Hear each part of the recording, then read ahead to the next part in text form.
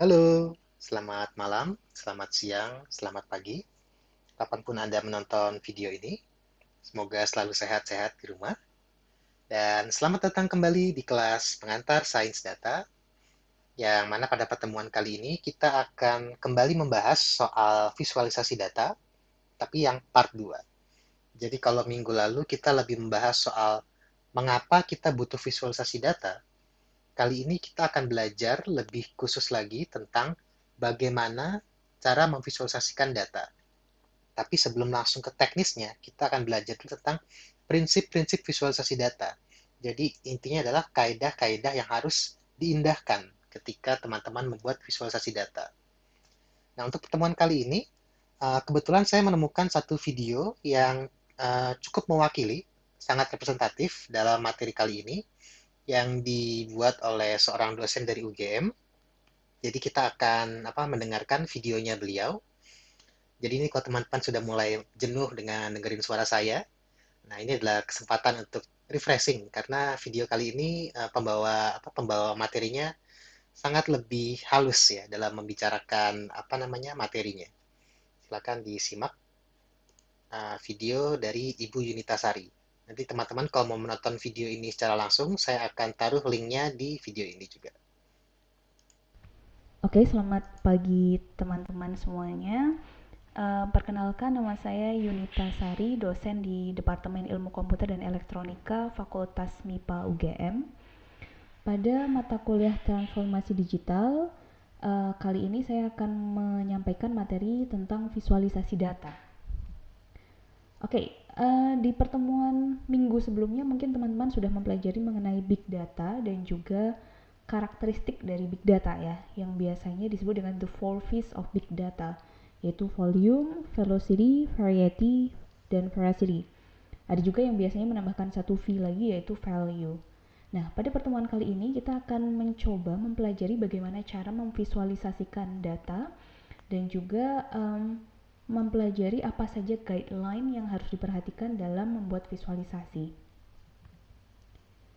Oke, di sini ada sebuah flowchart yang menggambarkan proses yang biasanya dilakukan dalam pengolahan big data. Yang pertama ada proses collection, yaitu pengumpulan data, tentu saja data collection. Kemudian yang kedua cleaning, proses untuk membersihkan data dari noise. Kemudian ada integration. Biasanya proses ini dilakukan ketika kita mendapatkan data tidak hanya dari satu source saja. Kemudian ada proses visualization, yaitu untuk memvisualisasikan data ke dalam bentuk visual atau gambar. Kemudian ada proses analysis, biasanya dengan bantuan machine learning. Dan ada dua proses terakhir, yaitu presentation dan dissemination. Nah, di sini teman-teman bisa melihat bahwa visualisasi data bisa memegang peran yang berbeda pada beberapa fase pengolahan big data. Pada flowchart yang kita punya, ada visualisasi ini memegang peranan di cleaning, proses analysis, presentation, dan juga dissemination. Oke. Nah, jadi teman-teman kalau ingat ya kan kalau sudah selesai mengerjakan tugas UTS, maka teman-teman sudah melakukan dua tahap pertama ini. Pengumpulan data yang dilakukan dengan cara survei online dan juga cleaning yang dilakukan dengan Excel. Dan kemudian teman-teman membuat tabel-tabelnya, analisis bivariat dan multivariat. Itu adalah proses yang teman-teman lakukan. Jadi pada dasarnya teman-teman sudah melakukan dua tahap awal dari proses untuk melakukan sebuah analisis big data. Untuk yang integration, ini memang tidak dilakukan karena teman-teman hanya menganalisis data dari satu dataset, yaitu data dari survei online teman-teman masing-masing. Nah, jadi kan makanya setelah kita selesai collection dan setelah selesai cleaning, maka yang tahap inilah yang kita akan bahas setelah UTS, yaitu tentang visualisasi. Nah, dan juga nanti ada ini kan presentation, dissemination, analisis. Nah, ini akan menjadi, ini bocoran ya, akan menjadi materi untuk UAS nanti. Jadi untuk UAS nanti teman-teman akan diharapkan untuk melakukan semacam membuat produk yang sudah kita bahas di pertemuan sebelumnya, yang mana nanti produknya itu harus bisa dipresentasikan. Jadi itu yang akan dinilai dari tugas akhir dari mata kuliah ini adalah mempresentasikan hasil analisis dan visualisasi data yang dikumpulkan oleh teman-teman melalui survei online tersebut. Misalnya, dalam proses analysis, visualization ini bisa membantu memilih algoritma machine learning apa yang paling pas. Nah, proses visualisasi ini tentu saja harus memperhatikan beberapa guideline ya, tentu saja.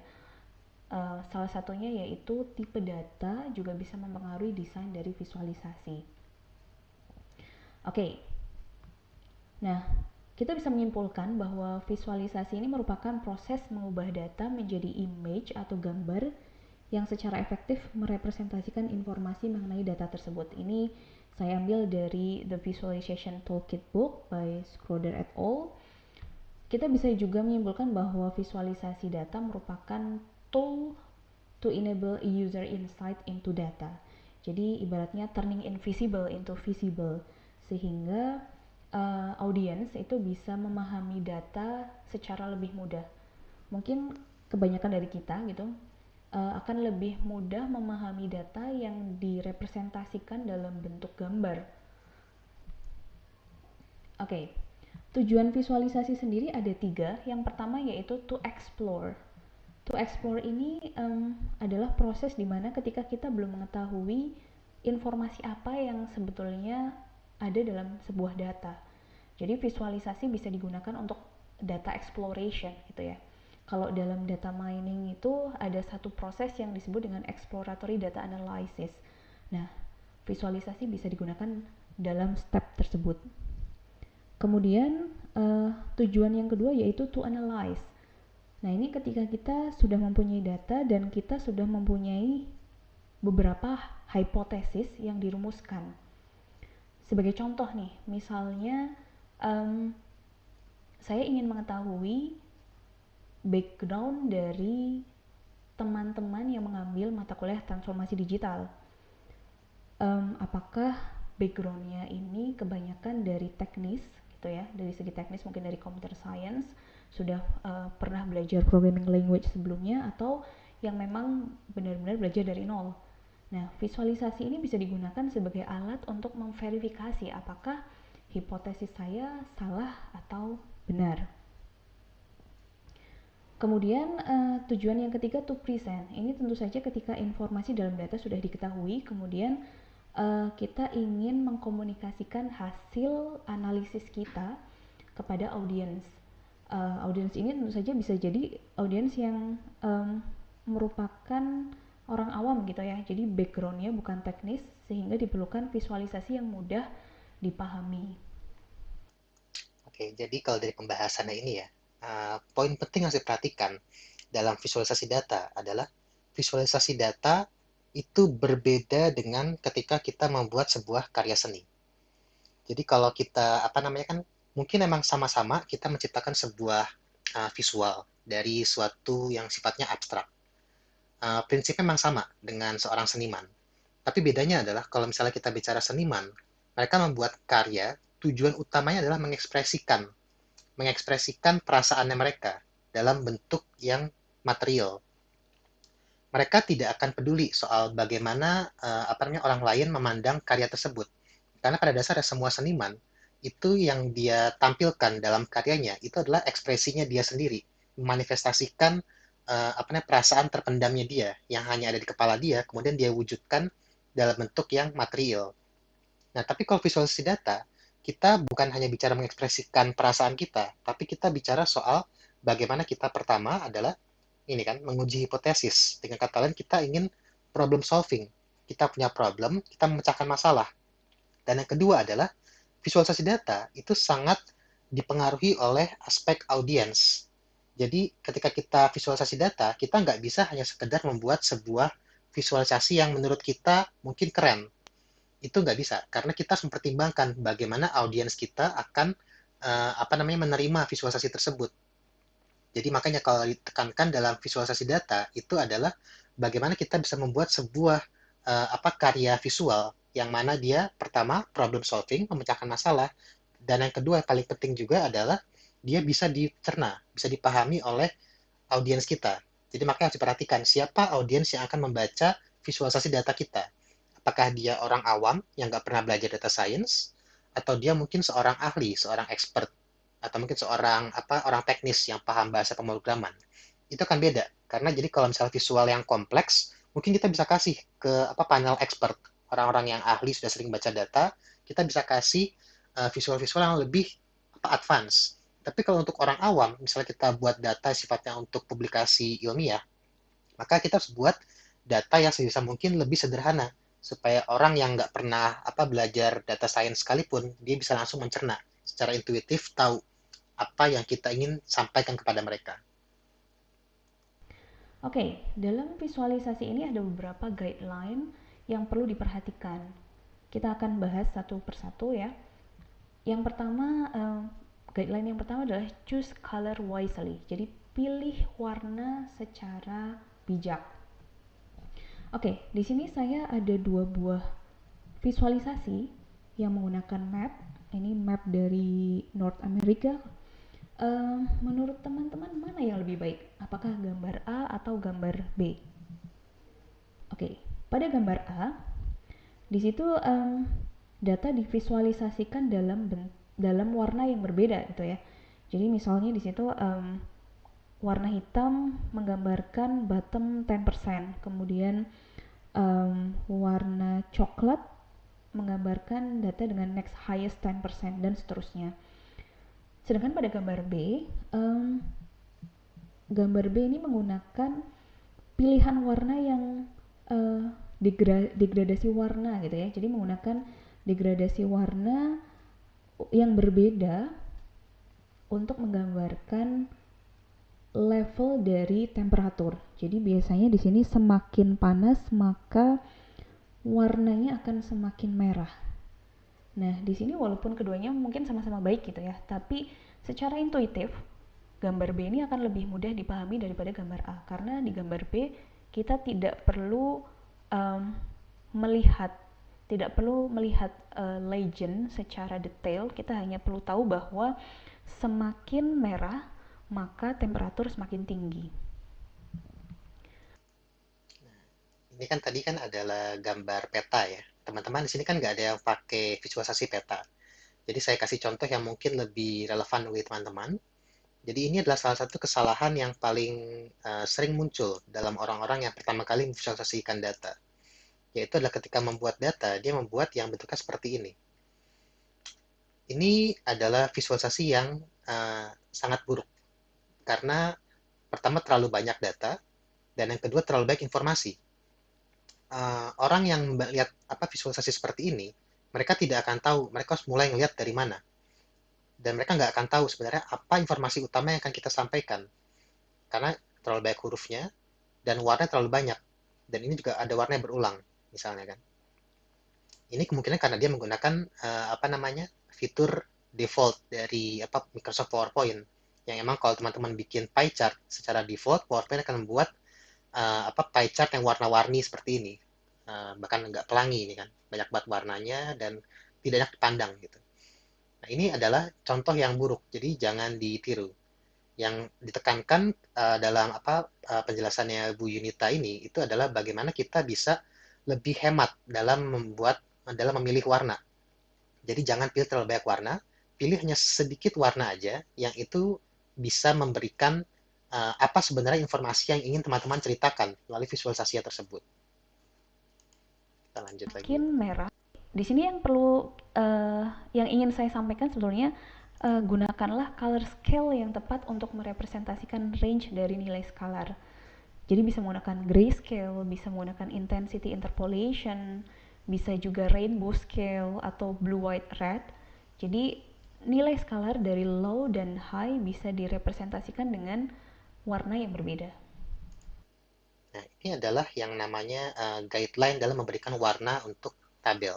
Jadi emang pada dasarnya kalau kita secara manusia gitu ya, lebih enak sebenarnya kalau melihat sesuatu yang sifatnya gradasi. Jadi dari warna gelap ke warna muda, dari warna muda ke warna tua, atau warna yang kontras, jadi warna biru ke warna merah. Ini akan memberikan kita lebih banyak informasi secara intuitif tentang apa sih yang ingin disampaikan oleh sebuah visualisasi data. Jadi kalau teman-teman nantinya bikin semacam bar chart seperti ini misalnya ya kan. Nah, kalau misalnya datanya ini sifatnya dia adalah data kuantitatif. Jadi ada data yang rendah dan ada data yang lebih tinggi. Jadi kan ada 0 jam ini 1 sampai 2 jam, 3 sampai 4 jam, ini kan 0 itu kan lebih rendah daripada 1 jam. Nah, ini akan lebih baik kalau misalnya dibuat warnanya itu gradasi seperti ini. Jadi semakin tua warnanya, itu berarti dia semakin tinggi value-nya. Jadi kan kalau di contoh ini adalah chart frekuensi orang menonton TV. Nah, kalau hari biasa kita lihat yang warna tua itu kan kecil. Artinya adalah kalau misal di hari biasa orang lebih jarang menonton TV-nya yang lebih dari 4 jam. Kebanyakan menonton TV-nya di bawah 2 jam. Tapi begitu akhir pekan, kita lihat ada peningkatan jumlah ya kan. Yang warnanya tua ini lebih banyak daripada yang ketika hari biasa. Artinya adalah ketika akhir pekan, orang cenderung lebih lama nonton TV-nya dibandingkan ketika hari biasa. Jadi kan bisa dilihat kan bagaimana warna gradasi ini memberikan bantuan secara intuitif informasi visual mengenai apa ceritanya di sini. Jadi sebisa mungkin jangan gunakan fitur default dari PowerPoint. Jadi kan kalau misalnya seperti ini, biasanya kan ada change colors. Nah, ini kan ada yang colorful seperti ini. Nah, ini akan sangat biasanya kurang membantu dalam memvisualisasikan karena jadinya kalau misalnya data seperti ini, maka orang mau nggak mau harus baca legendnya dulu, ya kan, untuk tahu warna coklat itu artinya 4 jam, warna hijau ini 3 jam. Jadi demikian itu ya untuk guideline yang soal gradasi warna ini. Guideline yang berikutnya yaitu pilih warna yang pas untuk background dan warna font atau foreground ya. Misalnya di sini contoh, ada dua gambar, ada dua tulisan dengan background yang sama tetapi font colornya berbeda. Tentu saja kita bisa tahu bahwa gambar B jauh lebih baik dan jauh lebih mudah dibaca, kan ya. Di sini ada guideline ya, tabel di mana gunakan kontras yang baik antara background dengan font color. Jadi sebagai contoh, kalau misalnya kita mempunyai font color hitam, tentu saja kita tidak akan menggunakan warna hitam sebagai background juga. Nah, panduan soal kontras ini akan sangat relevan ketika nanti teman-teman bikin infografis. Karena kalau infografis, itu pastikan dia background-nya akan cenderung lebih variatif dibandingkan kalau bikin di PowerPoint. Kalau PowerPoint, itu yang best practice-nya adalah kita pakai warna putih. Jadi font-nya adalah hitam. Kurang lebih kan seperti itu. Tapi kalau infografis, kita kan mau yang lebih colorful. Tapi yang perlu diperhatikan adalah, mau se-colorful apapun infografisnya, pastikan informasi tetap terbaca. Jadi artinya kalau misalnya teman-teman pakai infografisnya background warna merah, maka ya jangan pakai font warna merah juga ya kan. Pakai font yang di sini nih, warnanya black, putih, kuning, hijau, atau biru. Jadi pastikan itu adalah kontras supaya teksnya terbaca. Ini sekedar untuk ya best practice-nya gitu kan, supaya teman-teman bisa informasi tersampaikan. Oke. Berikutnya, jangan mengubah penggunaan warna yang sudah mempunyai predefined meanings. Sebagai contoh, kita seperti sudah kita ketahui bahwa beberapa warna itu menggambarkan meanings ya. Contoh red itu menggambarkan stop, kemudian off, dangerous, hot, high stress, oxygen, shallow, money loss. Sedangkan warna green misalnya untuk menggambarkan on, kemudian plants, carbon, moving, money, dan blue menggambarkan cool, safe, deep, nitrogen. Jadi ketika warna-warna itu sudah mempunyai predefined meanings, maka gunakan sesuai dengan meanings yang seharusnya gitu ya. Jadi ada contoh yang menarik juga, yang sangat relevan di era karantina ini. Jadi kemarin itu dari DKI Jakarta itu mereka sempat merilis visualisasi data yang seperti ini. Judulnya dilihat peta sebaran kasus positif COVID-19 DKI Jakarta. Nah, kalau misalnya teman-teman ngelihat gambar seperti ini, kira-kira apa informasi pertama yang akan terbayang gitu kan? Kalau saya melihat ini, akan saya melihat bahwa ya ampun banyak banget ya orang yang positif corona. Ini merah-merah ini gitu kan. Nah, tapi kalau teman-teman lihat legendnya, ternyata merah ini itu bukanlah tanda positif corona, tapi ini adalah cuma kelurahan. Jadi ini adalah kelurahan yang ada di Jakarta. Nah, ini kan yang namanya dia melakukan kesalahan karena Kalau kita lihat warna merah, itu intuisinya adalah merah itu adalah bahaya gitu kan. Merah itu danger, resiko. Jadi kalau judulnya adalah peta sebaran kasus positif, maka kita akan berasumsi bahwa warna merah itu berarti adalah apa namanya titik di mana terjadi positif corona. Tapi karena di sini pihak DKI Jakarta mereka agak hipster gitu kan. Mereka udah warna merah tapi dipakainya untuk informasi yang lain. Nah, ini akan membingungkan dan ini akan tidak produktif jadinya. Jadi makanya teman-teman pelajaran utamanya adalah ketika memilih warna, jangan jadi hipster. Kalau teman-teman udah tahu bahwa warna merah itu artinya bahaya, maka ya udah gunakan itu sebagai tanda bahaya. Jangan gunakan sebagai hal yang lain, karena akan bisa menjadi membingungkan. Dan jadi informasi yang teman-teman ingin ceritakan lewat visualisasi data teman-teman itu tidak akan tersampaikan dengan efektif.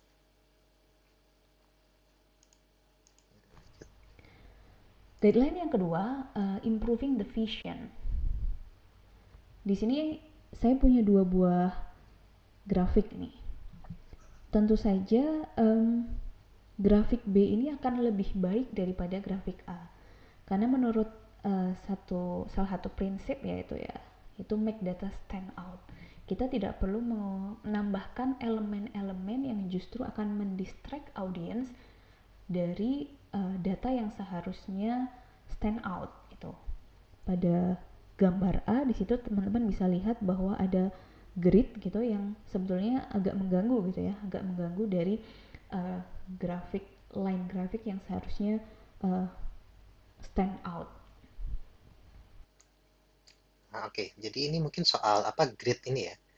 Memang benar pada dasarnya yang namanya grid dalam sebuah line chart seperti ini akan menjadi distracting.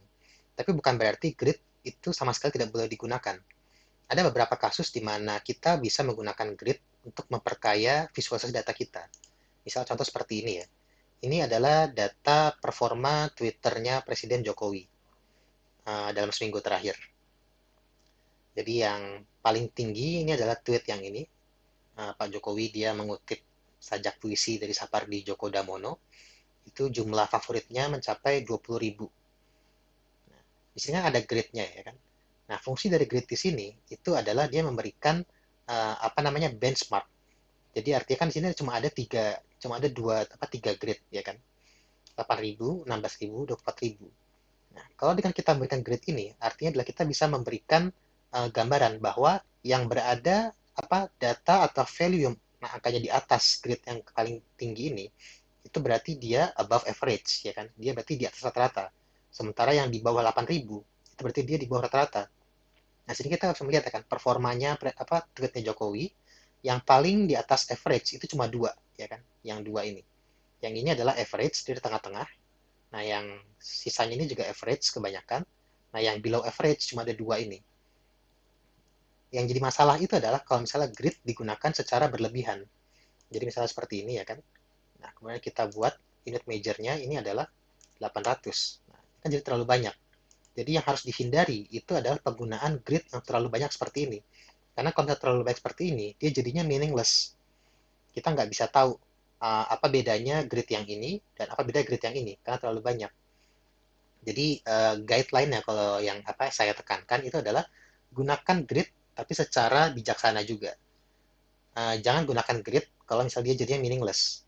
Jadi kalau misalnya beberapa data mungkin emang nggak perlu pakai grid, tapi kalau misalnya kita bicara performa, misalnya seperti ini, maka kita akan ada gunanya juga kita pakai grid untuk menunjukkan average dan below average seperti ini. Grafik yang seharusnya kemudian berikutnya yaitu gunakan elemen atau warna yang berbeda untuk menunjukkan data. Misalnya pada contoh grafik yang di sebelah kiri, kita bisa menggunakan warna yang berbeda untuk multiple dataset atau result. Kemudian pada contoh yang sebelah kanan, kita bisa menggunakan warna yang berbeda untuk sampel yang berbeda ya. Di situ ada computer science, kemudian math and statistics, kemudian ada juga business and domain expertise. Dan di sini kita juga harus secara bijak memilih visualisasi yang tepat sehingga overlap bisa juga ditunjukkan gitu. Guideline yang ketiga yaitu improving the understanding. Oke. tentu saja gitu, dalam sebuah visualisasi atau graf ini sangat penting untuk menambahkan legend gitu, sehingga kita bisa tahu arti dari setiap warna atau dari setiap graf gitu ya. Nah, tapi jangan gunakan terlalu banyak. Jadi di sini ada dua contoh. Um, Bagian yang di sebelah kiri, graf yang di sebelah kiri ini mungkin sebetulnya penuh dengan keterangan gitu ya, tapi saking penuhnya sehingga malah menyulitkan audiens karena di situ keterangan untuk x-aksisnya itu sampai harus miring-miring ya, bandingkan dengan graf yang di sebelah kanan itu akan sangat mudah dibaca gitu karena posisinya uh, semuanya tepat dan tidak berlebihan gitu ya legendnya. Jadi sebenarnya yang ingin disampaikan oleh Bu Yuni tadi sini itu adalah jangan bikin informasinya itu sampai terlalu panjang sehingga dia jadinya miring seperti ini. Karena ini nggak manusiawi. Kita secara apa namanya culture ya, kita baca itu huruf horizontal. Kalau mungkin di Jepang atau Cina mereka vertikal. Tapi nggak ada dimanapun ya culture yang dimana bahasanya itu ditulis secara diagonal seperti ini. Maka jangan jadi tidak manusiawi seperti ini. Artinya adalah kalau kita bicara data yang sifatnya kualitatif atau kategorikal, maka best practice adalah kita menggunakan bar chart yang bentuknya apa namanya ke samping seperti ini. Jangan yang ke atas, karena kalau ke atas dia akan jadi miring. Tapi ada tipsnya juga sebenarnya. Kalau teman-teman mau nggak mau harus pakai apa namanya bar chart yang bentuknya kolom seperti ini, yang ke atas vertikal, maka yang bisa dilakukan adalah teman-teman bisa mengurangi, mengecilkan fontnya, sehingga dia akan menjadi horizontal. Contohnya adalah seperti di data ini misalnya ya.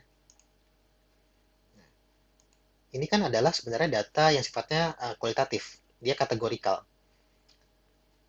Tapi kan kemudian ini bisa saya pakai data yang sifatnya apa ke atas seperti ini vertikal. Itu karena saya kecilkan fontnya. Kalau misalnya dibesarkan fontnya ya, gimana tuh? Lihat kan, kalau misalnya digedein dia jadinya miring seperti ini. Tapi kalau dikecilin, dia akan jadi horizontal. Jadi ada berbagai tips sebenarnya emang. Kalau misalnya teman-teman mau nggak mau harus pakai chart yang modelnya seperti ini, maka harus dipastikan adalah jangan sampai informasinya itu dia jadi diagonal. Pastikan tetap horizontal. Dan kalau misalnya terlalu panjang, maka bisa disingkat. Jadi kan kalau ini tadinya di pilihan surveinya adalah acara berita, maka saya hapus acaranya sehingga yang tertulis ini hanya berita doang. Supaya dia jadi nggak terlalu makan tempat. Tapi kalau emang teman-teman datanya adalah yang sifatnya apa esai misalnya sangat terlalu panjang seperti ini ya udah jangan dipaksain pakai apa chart model seperti ini, pakai yang ke samping karena ini terlalu panjang, ini nggak bisa disingkat gimana pun juga ya kan.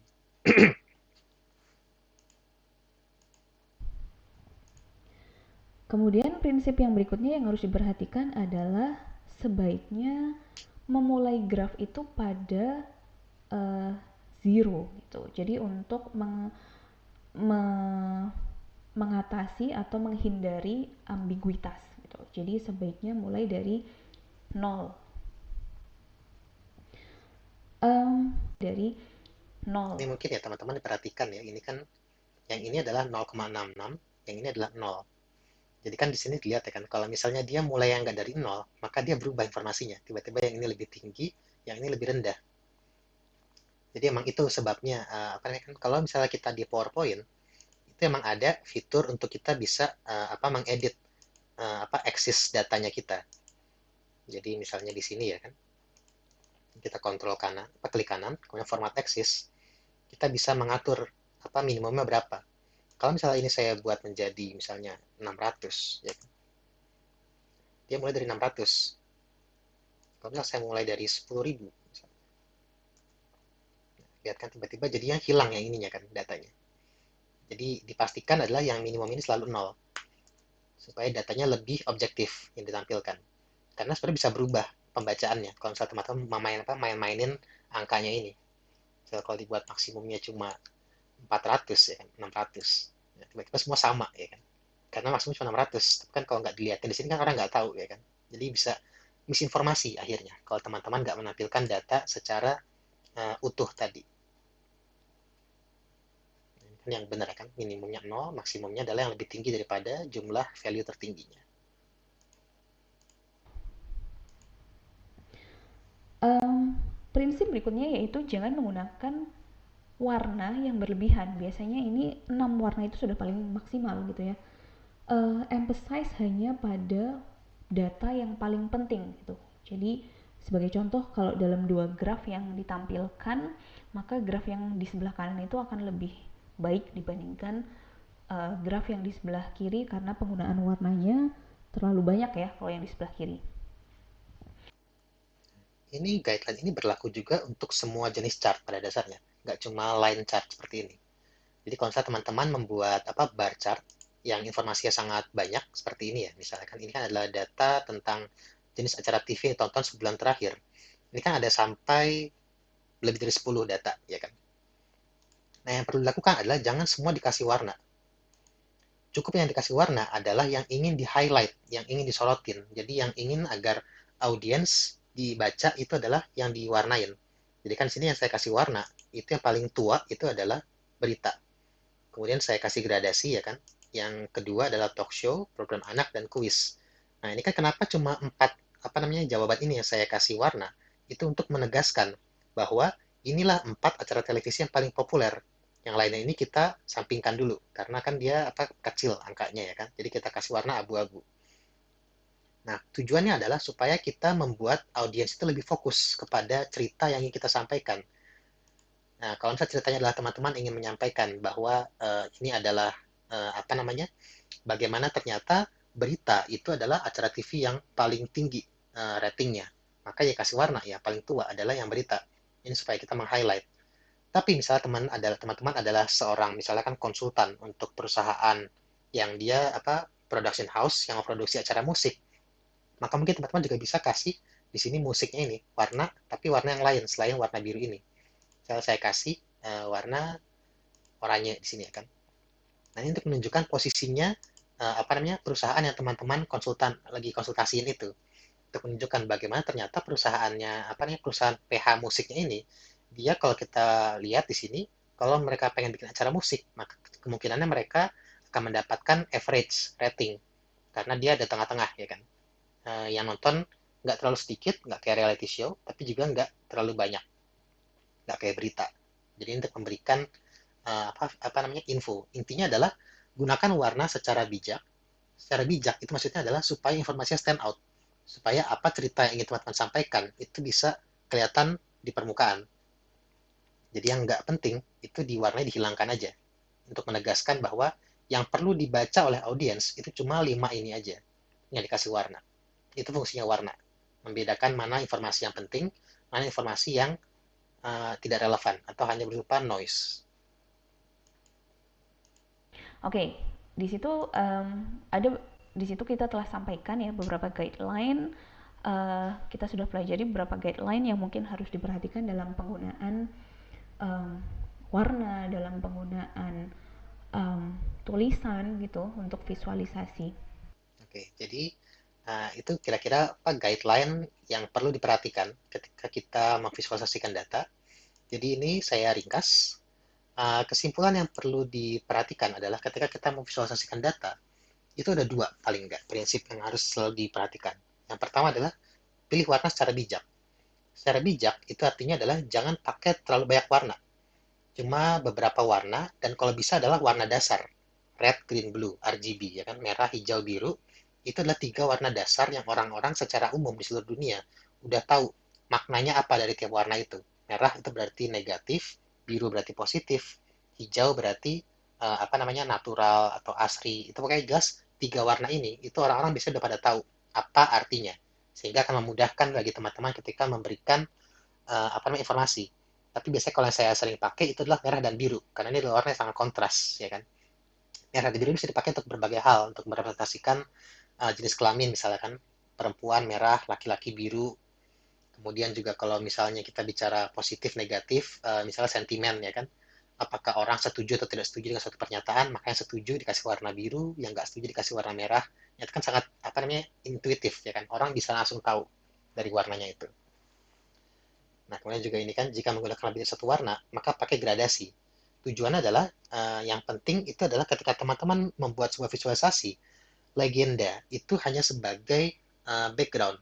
Dia nggak boleh jadi pemeran utamanya dalam panggung visualisasi data ini. Yang jadi pemeran utamanya itu adalah visualisasinya. Jadi bar chartnya, warnanya, itu yang jadi di depan. Itu yang pemain depannya. Legenda itu cuma menjadi pemain belakang. Jadi jangan sampai teman-teman membuat sebuah visualisasi yang mana legenda terlalu banyak, informasinya terlalu banyak. Karena jadi nggak produktif. Karena jangan sampai teman-teman menyampaikan sebuah visualisasi yang mana itu sebenarnya bisa disampaikan lewat teks, lewat esai doang. Jangan sampai seperti itu, karena itu kan jadi kontraproduktif. Dan yang ketiga, yang paling penting adalah jangan jadi hipster dalam milih warna. Kalau udah tahu merah artinya bahaya, maka jangan pakai merah untuk sesuatu hal yang positif, gitu kan. Nah, yang kedua adalah pastikan agar data terlihat menonjol, stand out. Jadi ketahuilah warna-warna yang sifatnya kontras, merah dengan biru, hitam dengan putih. Kontras ini adalah supaya jadinya informasi yang disampaikan itu lebih jelas. Dan juga ketika memberikan keterangan, yang perlu diperhatikan adalah jangan sampai terlalu banyak. Kita udah bahas ya kan. Karena kalau terlalu banyak, jadinya ya sama aja kayak esai gitu kan. Nggak ada gunanya visualisasi data. Kalau semuanya adalah teks. Oke, jadi demikian untuk perkuliahan minggu ini. Nanti saya akan berikan link Google Form untuk absen. Jadi untuk minggu ini tidak ada tugas. Silakan teman-teman absen. Akan saya tunggu absennya di Google Form itu sampai hari Selasa minggu depan jam 19 malam. Seperti biasa ya. Oke, kalau ada pertanyaan atau komentar, jangan ragu-ragu, silakan diajukan di Slack. Untuk minggu depan, kita akan membahas lebih dalam soal teknik-teknik membuat chart. Jadi kita akan membahas soal apa itu bar chart, apa itu area chart, apa itu line chart. Ketiga chart ini. Dan kita akan belajar bagaimana best practice dalam menggunakannya, dan juga teknis-teknis yang bisa dipakai. Tips-tipsnya yang bisa digunakan untuk menciptakan chart yang efektif. Oke, sekian. Sampai jumpa minggu depan.